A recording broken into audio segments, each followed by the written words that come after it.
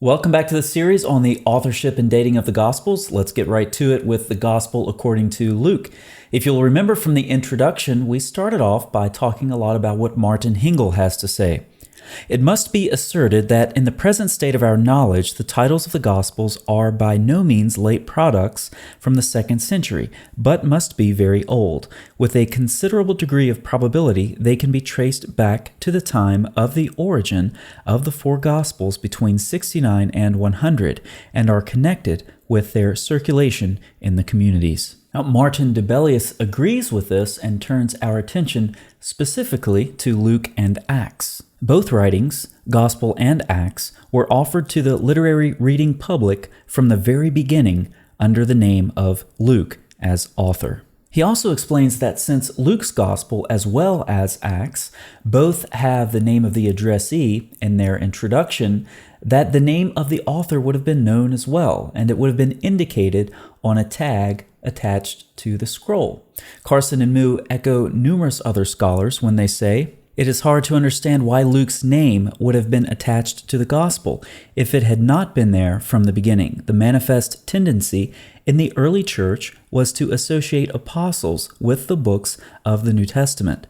The universal identification of a non-apostle as the author of almost 1/4 of the New Testament speaks strongly for the authenticity of the tradition." And once again, the testimony of church history is unanimous. Marshall notes, "There is never any suggestion of a rival candidate for the honor of writing the gospel." Leon Morris notes, "Tradition unanimously affirms this author to be Luke. This is attested by the early heretic Marcion, the Muratorian fragment, the anti-Marcionite prologue to Luke, Irenaeus, Tertullian, Clement of Alexandria, and others." And from Tertullian, the same authority of the apostolic churches will afford evidence to the other Gospels also, which we possess equally through their means and according to their usage. I mean the Gospels of John and Matthew, whilst that which Mark published may be affirmed to be Peter's, whose interpreter Mark was. For even Luke's form of the Gospel men usually ascribe to Paul. From Irenaeus, Luke also, the companion of Paul, recorded in a book the gospel preached by him. And Clement of Alexandria also refers to the gospel written by Luke. For external evidence, we can look at P75, which is dated between 175 and 225 and ascribes the book to Luke. By now, you should be getting used to the fact that history affirms the unanimous tradition of the authorship of the Gospels. Internal and external evidence combine to point strongly to Luke, the doctor, Paul's dear friend, as the author. Now let's look at some internal evidence in the gospel to figure out some characteristics that the writer of the gospel may have had. Plausibly a Gentile, he was obviously educated, proficient in Greek, and a versatile and competent writer. But we can't go too much further in looking at the internal evidence without considering the connection between Luke and Acts. Ever since Henry Cadbury's work back in the 1920s, scholars have been much more aware of the implications of this connection. Both books written by the same author and probably separated due to logistical issues. The books are much larger back then, and so it makes sense to separate them out for convenience. Leon Morris gives us a helpful analysis. In Acts, there are 4 passages in which the writer uses the pronoun we, and then he lists them.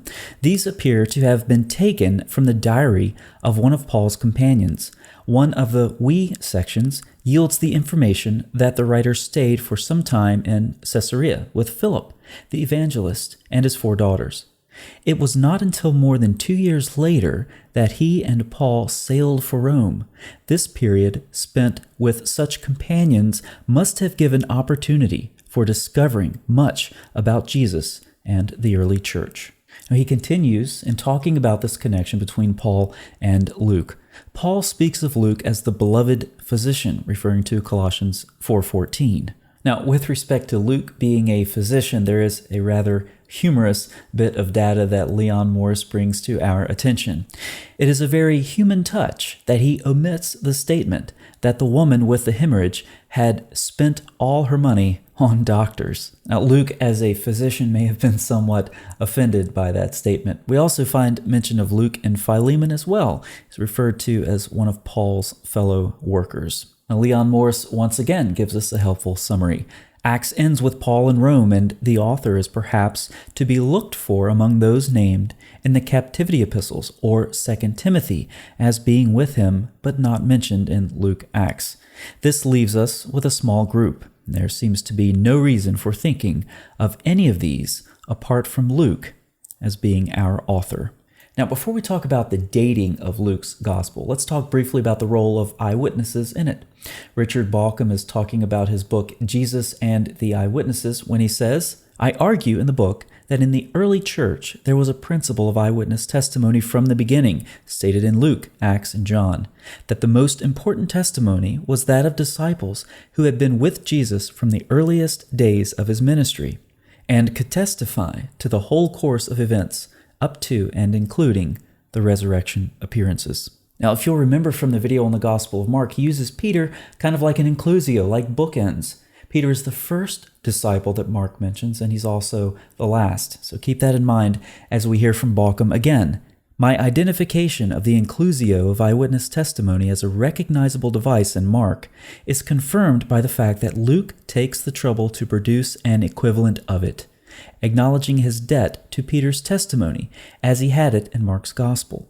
The key point here is that the references to Peter as the first disciple to be named in Luke and the last to be named are not the same as Mark's. And so it is not as though the pattern in Mark has reappeared in Luke simply because of Luke's incorporation of Mark's material. And one more from Bauckham. Luke is the only synoptic evangelist who actually writes about his sources in the preface to his gospel. There he claims that his traditions come from those who from the beginning were eyewitnesses. If a reader were then to read the gospel, keeping an eye out for who these eyewitnesses might be, the first point at which he or she would find a character who continues to appear through the narrative would be Luke's first reference to Peter. The eyewitnesses of Luke's preface must include Peter as at least prominent among them. Now, this Luke-Acts connection also becomes important when we look at dating the Gospel of Luke. There are two serious possibilities, a date in the early 60s or a date in the later decades of the first century. The latter is the view most commonly held, with AD being suggested as a round figure. On the other hand, the complete lack of interest in the fall of Jerusalem in Acts and the way in which the book ends its story before the death of Paul are strong indications of a date before AD 70. On the whole, a date not far off, AD 70, appears to satisfy all requirements. Now, Leon Morris gives us some data to consider for both the late and the early dates in his commentary. With respect to the late date, some sayings of Jesus seem to show that Luke was writing after the fall of Jerusalem. Luke used Mark and therefore must be later than AD 68. Now, of course, this assumes Mark in priority as well as dates for Mark somewhere in probably about the mid-60s. So those are two assumptions. There's no good reason for dating Luke far from Matthew, and Luke tells us that many had written before him in his introduction.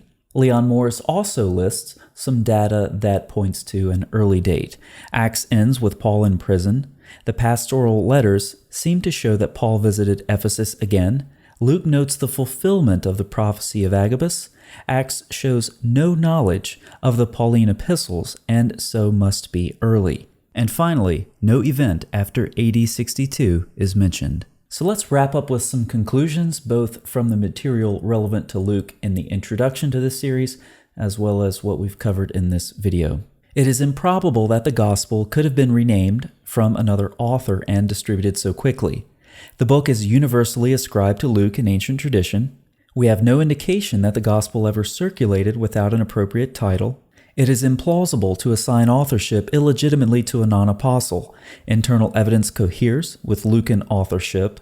Luke and Acts share the same author.